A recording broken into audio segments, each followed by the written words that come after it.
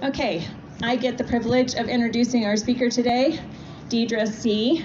She is not only a good example of this program and recovery, but she is also a dear friend of mine, and so without further ado, Deidre. I love you. I love you too. You get to say it. I really had hoped that would have been a lot longer. Welcome everybody, and thanks for making Roundup what it is. It's one of the most pleasurable things I get to do in this program. And as I go into what I'm going to share today, you'll understand why. In Al-anon, one of the things that we do is we share our experience, our strength, and our hope. And when I came into this program on October 15th, 2009, I really didn't have any hope. I was extremely numb. I didn't know how I felt. I'd been asked many times, how do you feel? I could tell everybody else's feelings to those who would ask me, but I couldn't tell you mine. It was in this program that I got to know who I am and how I felt. I could tell you where I started in life, and I did start in an alcoholic home. I was born into alcoholism. As many generations back as I could remember, there were alcoholics. One of the fun family stories that we would tell at reunions was my dad's dad talking about how he and his brother, when they were boys, minding the still that was under the floor of the sheep barn. And that was a real eye-opener to me, to know that who's to say how many generations back that was. It was such a great story, we even put it in the family cookbook. My God, we're not going to miss out on that one. So, but I don't think there was a recipe in there. So anyway, it was growing up in every aspect of my life, with every part of my family, maternal and paternal, having alcoholism in it. And knowing that, getting to read some of the love letters that my dad wrote my mother, and talking about how he couldn't wait until he got back to town and could get down into my granddad's bar. It was just very interesting to see how that was going to affect my life. I grew up in the throes of alcoholism that did its journey. It went from mild to medium to hot. And when it got to hot, it was ugly. Coming up through that, I guess I just didn't really recognize what I was living in until the physical battery that started in the family. Living through that and not understanding as a child how that would affect me. Let's just make something real clear here. My dad did not batter me as a child. As a teenager, I could understand. Yeah, once or twice. No fun. And usually it was because I stepped in. I stepped in to try to save my mother or one of my siblings. Again, not understanding how that was affecting me. It was in program that I got to look back on my experience in my junior high school days, and realized I had a friend who, her home life was probably about as normal can be. And I wanted to spend all my time with her, because that was when my dad's alcoholism was getting worse. and it was almost unbearable. And at one point she said, "We can't be friends anymore." And I asked her why, and she said, "You're too needy." And I didn't know. I just enjoyed what looked like a normal family and away from the chaos of the home that I grew up in. It hurt because she was really a fabulous friend, and I did love going to her home. It was after that that I realized the group of kids that I fell into, they all were in alcoholic homes. Every last one of them. And that was in junior high, and then it continued on into high school. I didn't put two and two together on that until I was in program a couple of years. But we all gravitated to one another.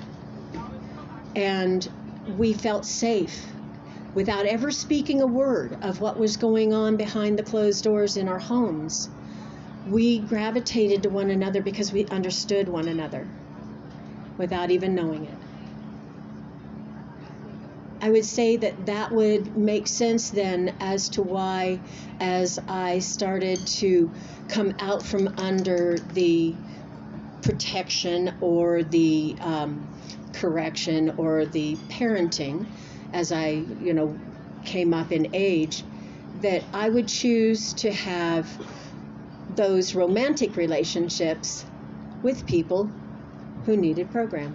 Not Al-anon. Maybe they did, maybe not, but I gravitated to those who would use, those who drank. And I felt very comfortable there. And now I understand why.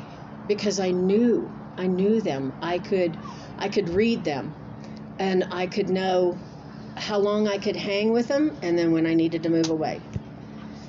There was a lot of heartache there. There was a lot of hurt. There was a first marriage, and the relationship was kind of a 3-year period of dating, marriage, divorce, and then into another marriage where there was substance abuse. What I figured out between those two marriages and substance abuse was that I could deal with a substance abuser that would work. The first one, I see the writing on the wall. I was going to be the one working. He was going to be the one just playing. And I said, oh no, I'm out of here. You know what, though? That translated to what I grew up in. My dad, no matter what his level of alcoholism was, he always worked. And so I had been trained. I had been trained well. Workaholism, alcoholism, oftentimes it all goes hand in hand. And I learned how to live with that. It wasn't a real pretty way to live at times. It was one of those things where I realized, as I was starting to get in touch with those feelings that they asked me to feel, was how do you enjoy a good time? Because you know that what's coming around the corner is going to be the other shoe that drops. And something's going to be hurt. Something's going to be unhappy. And so I lived my life always waiting for the next shoe to drop. And that's not an existence. That's not living life. That is just always waiting. And so how do I fast forward through this? I look at that life. Going into that marriage, I accepted a proposal that was rather odd. Basically, it was, can you be a good railroad wife? I said, well, what does that mean? And that means you're probably going to spend a lot of time alone. You're not going to see me around for holidays and whatever. I was willing to accept that because he was willing to work, not knowing what that would mean for what my family life coming up through the disease would be. But I accepted the challenge, knowing that I could probably do it. And through that, I came into the marriage with a child, and then a few years later, we started the rest of our family. And coming into that marriage, I prayed a lot. I prayed, God, if this man's going to ask me to marry him, well, great. If he's not, then I'm out of here. And he kept promising me that he wouldn't ask. And then he did. And I was shocked. And I thought, well, that must be an answer to prayer. But part of those prayers was, if he asks me to marry him, I will live with him no matter what comes along. I'm not leaving. So, 2 children birthed through that relationship, and several years later, I'm finding myself in the deeper throes of addiction, of substance abuse, and how that was affecting my life and my children's life. But I was going to do this, by God. Nobody was going to tell me I couldn't. And I was going to be his second Holy Spirit. I could drive his world from my corner, because most of the time he was gone. And I did. I'm not proud to say that there were times that I manipulated that situation, trying to make it better, thinking it would help him to see the importance of the family, see the importance of a relationship. It was more important to quit. And it became more and more difficult to talk, because my talk was manipulation. It really was. In a nutshell, I was trying to manipulate every last bit of it. I came to Flagstaff. We all came to Flagstaff, the family and I, in 1992. And before we got here, there had been a stint in rehab, and I went as part of the last 2 weeks to know what the family was supposed to do. And it didn't elaborate on Al-anon. It just said, here are some of the tools that we're going to give you to work with. And I tried to employ those as best I could, but without having Al-anon. And basically the only thing I was told was, go to the meetings that he goes to, because they knew I would get some 12-step, I guess, out of that. I came in here thinking AA didn't work, because he relapsed. Doesn't work. There would be 2 more rehabs in that process, but I really didn't think this other program that we're based off of didn't work, because he was still going out.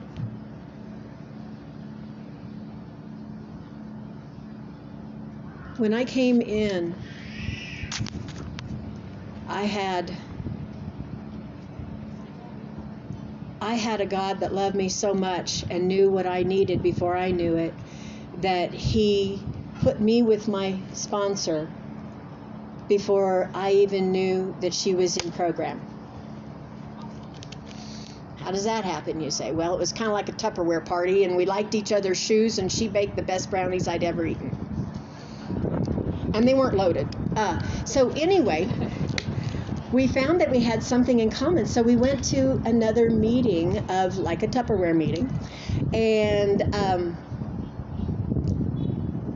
we got talking about something, and I asked a simple question about, there was something that was being served, and I said, is that alcohol? And she said, oh, no alcohol in this house. And then I said, well, this Thursday night is working pretty well for me. And she said, well, it's not working well for me, because I've got a regular meeting that I've attended for 10 years now, and I don't really want to miss that. And the light bulb went on. And I said, do you mind me asking what that meeting is? And she told me Al-anon. And I knew that at that moment God had done for me what I couldn't do for myself. He stuck me with somebody who was going to stick with me. And God love her, she had the courage to tell me I was a head case. Well, I didn't have to disagree with that, because I spent a lot of time in my head, and I knew it.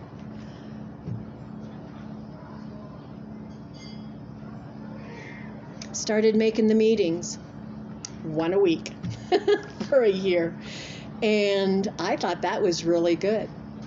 Just happens that there were 2 other members that came in the same year. We were almost like 1 month apart, and I noticed that they were making greater headway than me, and we were getting ready to go back home to a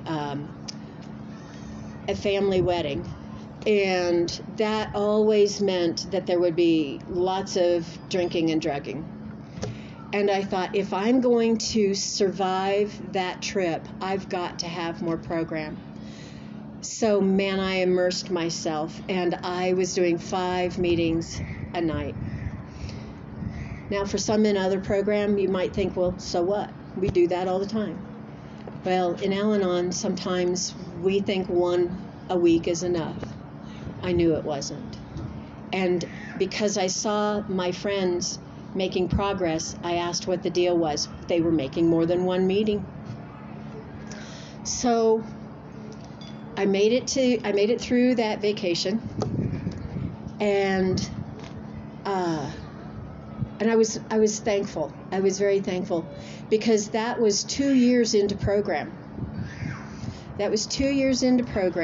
And a lot of solitude during those 2 years. Because one of the things that was going on in my life when I came in was I lived with 3 qualifiers full time. Those qualifiers were drinking, drugging, and I mean hard stuff. All kinds of illegal activities, everything you could imagine. And, you know, it's kind of one thing when you've married that person that you knew was already possibly going to be the substance abuser in your life. It's another when you birth them. You know, you've carried them for 9 months, and you see all the possibilities, and you've loved them, and you've kept them safe, and then all of a sudden they grow up to be adults making their own choices. And when you don't have a support with you in the Al-anon program, you are a man on an island, and that's what I was.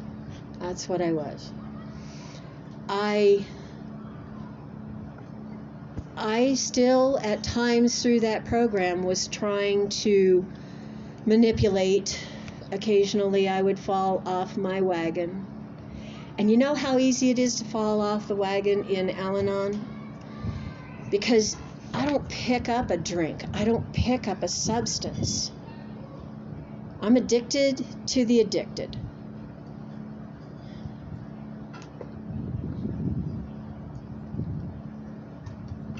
And the one thing about the people you love, when you grow up in all of this, when you marry into it, and when you birth it, is they bring others into your circle of influence. So you're constantly watching, waiting for that shoe to drop, feeling very alone. And what can I do? One of the sayings that helped me in the very beginning of meeting was, if you baby them, you bury them. And I thought, oh my goodness. I digress a little bit. So I said October 15th, 2009 is my date. It is. But somewhere back in like 93 or 4, I went to an Al-anon meeting, and I walked in and I said, I want to learn how to live with my alcoholic. I don't want a divorce. And at least I had that much. I mean, I didn't walk in saying I'm going to fix him, which was really why I was there, but hey. But I did say, I want to live with this person, because they're going to be in my life no matter what. We have 2 children. together, sons, dads and sons. I knew he was always going to be in my life, and I loved him. I didn't want to just kick him to the curb, but I wanted to learn how to live with him. And somebody said, well, after the meeting, somebody will talk with you. That person came up to me, and the first thing out of their mouth was, you need to leave him. And I'm thinking, were you here when I said I don't want to divorce him? And it turned me off. It turned me off. One of the things I've learned in this program is to listen. Listen to the heartache. Listen to the desires of what walks into these rooms. Just listen. Be there for them when they need to talk. And I'm so thankful that I've had rooms full of people who would listen to me talk. When I first came in, I sat there for almost 6 months not saying a word. That's unusual. Anybody who knows me, that's unusual. But I wanted to take it in. I wanted to know what was going to work. And so sitting there and listening, I heard other people's stories. Remember what I said about experience, strength, and hope. I listened to their experience. And the one thing about Flagstaff that I will say that I am thrilled with, and the same with Mates Meetings in Sedona as well, there's good program here. There's excellent Al-anon program here. There's good long-time members, and they know they work this program. They don't just go in there and have a blame and shame session on their qualifiers. They may talk about what their issue was, but they got right to, hey, this is what worked for me. And as I heard that, I took it in. I started working my steps. I started sharing. And it became easier for me to pick up that phone and call and ask other people. There was one gal that was really scary to me. I just thought, oh my God, she'll crush me. But come to find out, she was going to be one of my best friends in this program because she was willing to speak to me in love, tough love, about how to show tough love. I mentioned tough love because the first experience I had with tough love was my uncle, my dad's brother. And he had been clean and sober for 30 years. And he got that way through the old school way. He in a basement of a grocery store with the guys that would sit with him round the clock as he detoxed. And then he talked to me about my dad and my dad's drinking. This was in my first marriage after it had ended. And he said, your dad's going to die an alcoholic or he'll get clean and sober, but you need to be able to be strong enough to step away and tell him you love him, but no more. That was my first experience with tough love. He did die 10 years after with sobriety, no program, but sobriety. I thought, is this what it's going to look like through the rest of my life with the people that I love? And I practiced that tough love.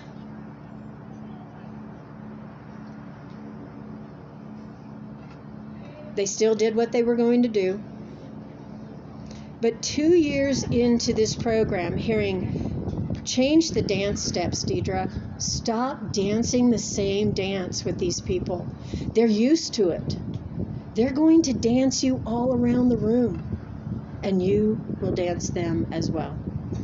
Change the dance steps. Until somebody changes those dance steps, nothing's going to change. And I can remember long before program seeing a bumper sticker that said, nothing changes if nothing changes. How profound. And so hearing that and knowing that I could do something for me, no matter whatever happened with the rest of them, something would happen with me. And I just wanted to love them.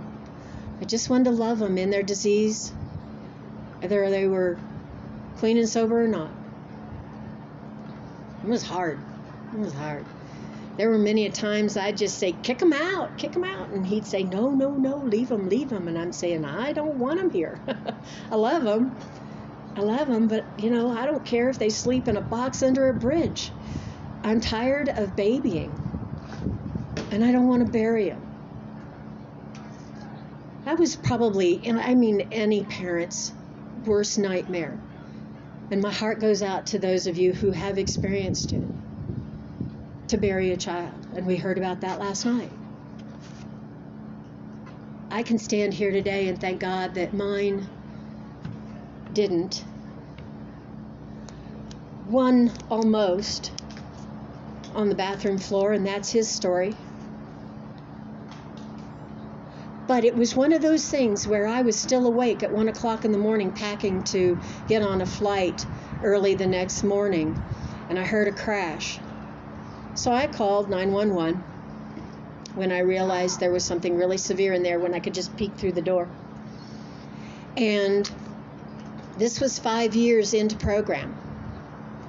And the police arrived, EMTs arrived, fire trucks arrived. Nothing new at our house in our neighborhood. I'm sure the neighbors went, oh, there they go again. But I can remember one police officer saying to me, I'm in my bedroom just around the corner from where that bathroom was, and I'm still packing. And the police officer, they've kind of revived my son, and the police are asking me, will you search his room? And I said, no, I will not. Well, why not? And I said, because I've got Al-anon. And he looked at me kind of strange, like, what? Are you on Al-anon? What's that? And then about 20 minutes later, I looked at him and I looked at my watch and I said, how much longer are we going to be? And he looked at me and he said, are you okay? And I said, I'm absolutely fine. I said, I love my son, but I can't do anything for him. He's in your hands now.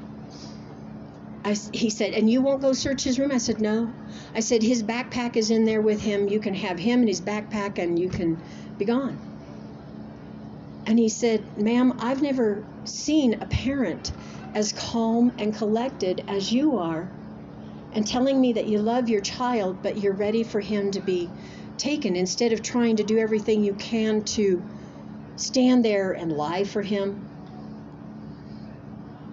Say, oh no, not my baby, don't take him away. I just said, he needs something greater than I can give him here. And they left.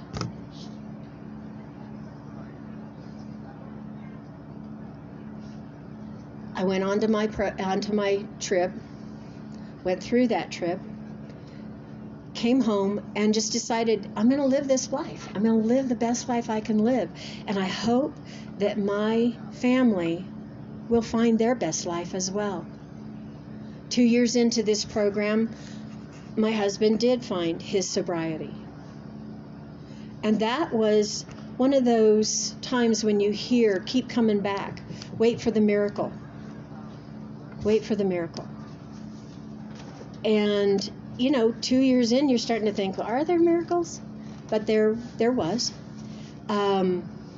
It was still a real rough, rocky road, but we had that. Would it have been better if he had also worked this program? Sure. Did I hound him about working this program? No. Attraction rather than promotion.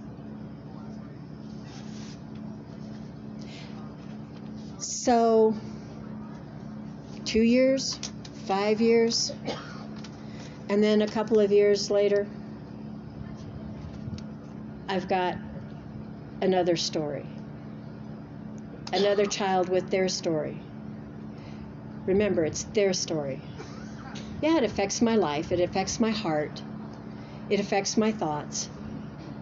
But when these things happen, I can take that to my program, to those people who love me through it. And that's not it. I honestly, those are my substance abusers. But you know who snuck up on me and I wasn't expecting? Were my untreated Al-anons. Oh my God. Because you see the alcohol or the substance and you kind of know how to back away from them, right? You go into that place of protection. You can kind of, okay, I know, just be quiet, move on, pray for him. But the untreated Al-anon is the scary one, because there's nothing there to warn me until usually I'm knee deep in it. Yeah, some of them are in my family, some of them are in my circle of friends, some of them are in the industry that I work in, some of them are in the grocery line. And so I get to work this program around that every day. I get to learn how to love those that are the toughest to love. I got to learn how to love myself and not be so hard on myself when I wanted to take all the blame for my kids and what they grew up in, and then what they had lived in their own lives, the choices they were making, the sadness and the hurts that they went through.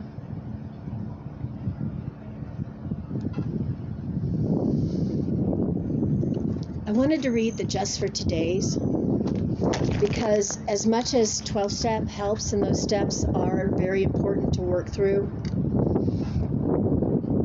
the Just for Today's were one of the things that really got me through this program every day. And the reason why was they're a mirror of who I was, because I didn't understand my disease. I really didn't. I didn't understand how it had affected me. Just for today, I will try to live through this day only and not tackle all my problems at once. I can do something for 12 hours that would appall me if I felt I had to keep it up for a lifetime. Y'all know that. Sometimes I can do this for 1 minute, and then I'll do it for the next minute. And sometimes that's what I had to do as I was walking through these relationships and my sobriety in this program.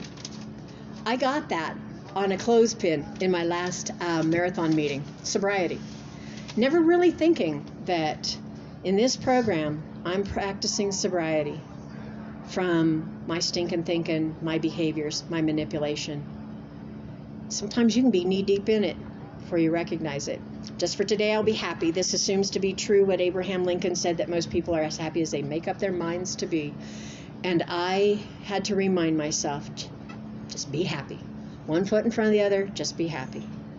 Just for today, I will adjust myself to what is and not try to adjust everything to my own desires.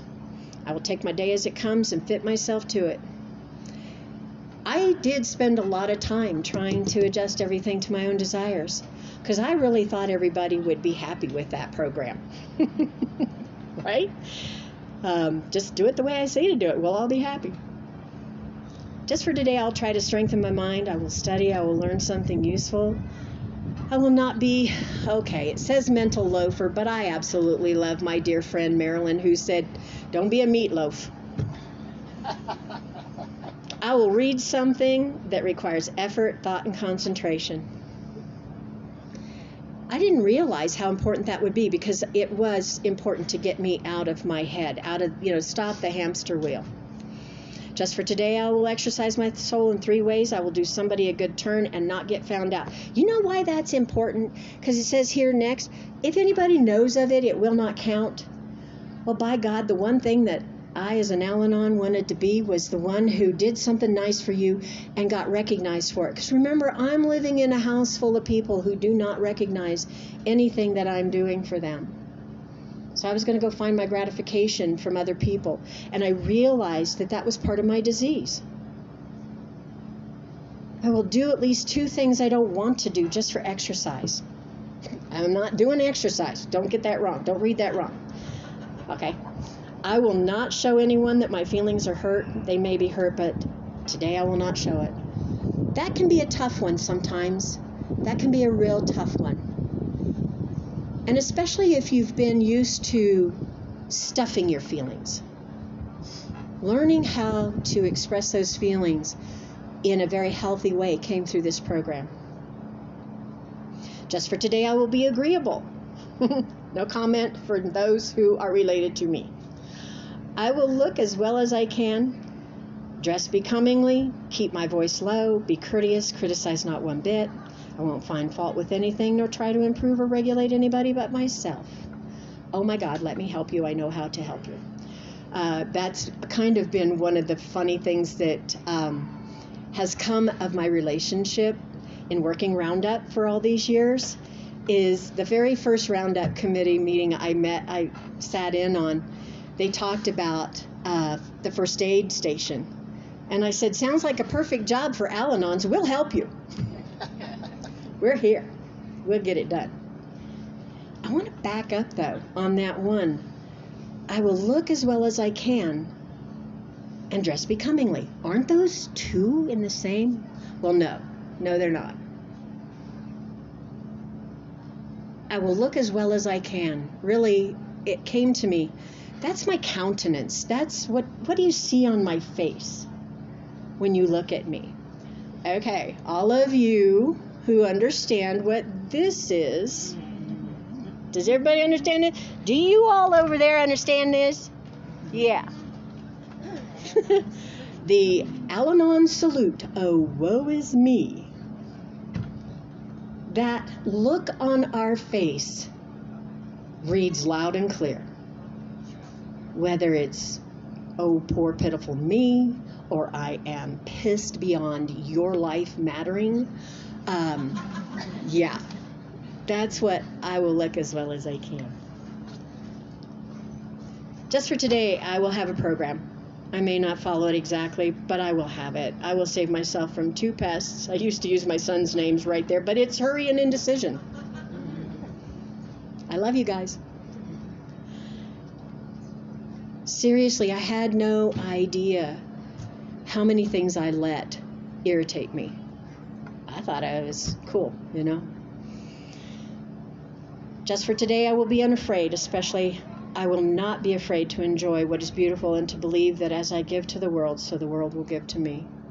I no longer worry about 2 steps forward, 1 step back, having a good time and then expecting the shoe to drop. You know, that was what I grew up with. Dad was this jolly fellow. Granddads were these jolly fellows. Uncles were these jolly fellows until they crossed that line.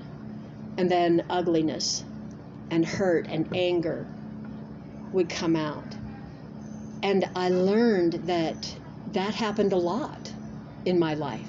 And so it was hard to get out there and enjoy the world that I had been given from my higher power. To love the people that my higher power gave me. To be able to say that this is a good life. This is a very good life.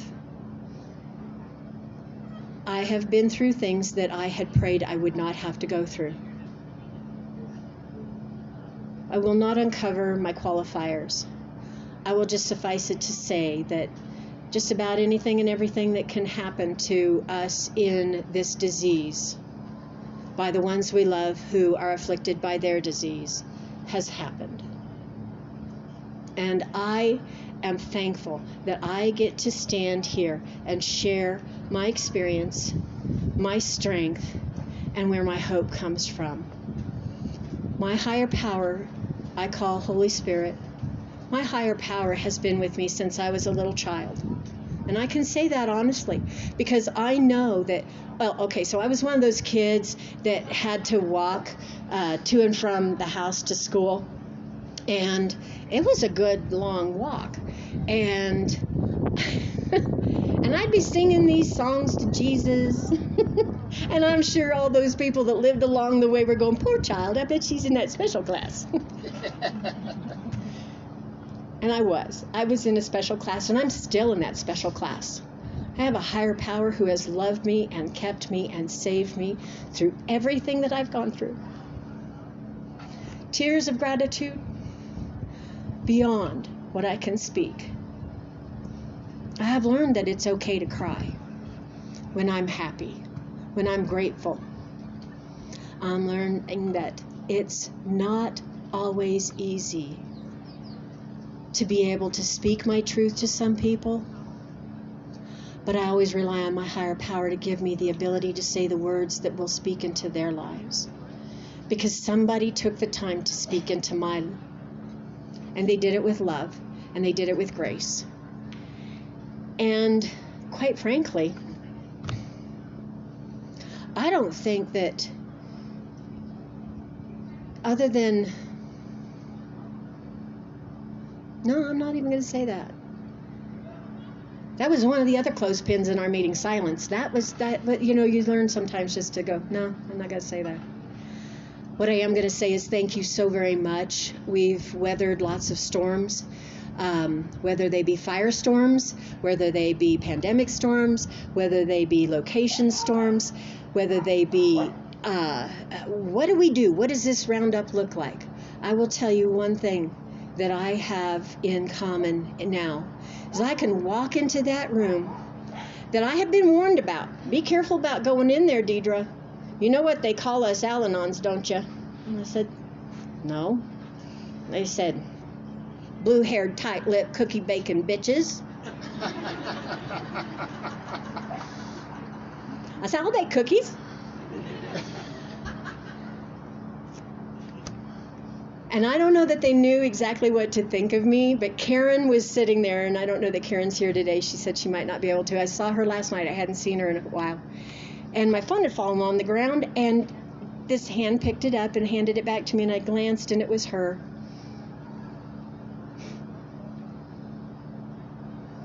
And I remember the first time I set up the Al-anon meeting, the marathon meeting space that was in one of those little white buildings over there with the green roofs. And oh my God, I had these cute little pinwheels all stuck out in the yard, and I had taken sidewalk chalk in all colors, drawn slogans all over the sidewalk. I got in trouble for that. And not by these people, but by the county. Anyway, had to come out and wash it off. But I was standing there next to Karen, and somebody said, where's the Al-anon building? And she says, oh my God, can't you tell? I have loved coming out here and meeting everybody, and in our literature, it says that we'll all learn how to love one another. It says that I'll learn how to have compassion and understanding for the addicts and alcoholics in my life. And I do. Both of these programs have taught me that. Sitting and planning with everybody. We love one another. I love sitting in that room with all of my AA friends, planning this event. And as long as they'll have me coming back, at some point, somebody else has got to step up. But I'm going to keep coming back. I am. And I hope you all will too. The one thing that, I don't know, I might get in trouble for saying this, but hey, you know what? That won't be the first time I've gotten in trouble. I want to extend this program to everybody sitting and listening to me that might not have this program or think it's for them. Because the first and most important qualification for this program is that you love somebody in the other program. There's this brochure that's called The Merry-Go-Round, called Denial. And in it, it talks about all the different walks of life that we all walk in and out of, and how they just kind of enable us. Or let's not look too close at that. But this program is important in helping to understand maybe some of the things we never came to realize about who we were walking alongside. I'll end with this.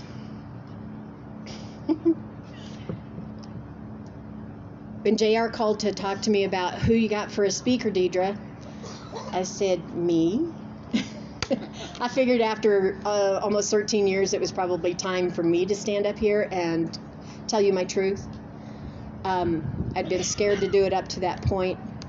But he announced to me, he said, oh, well, the 2 o'clock speaker is your son. I said, well, that's crappy timing. How about he go first, and I'll clean up anything he didn't tell you the truth on. That too.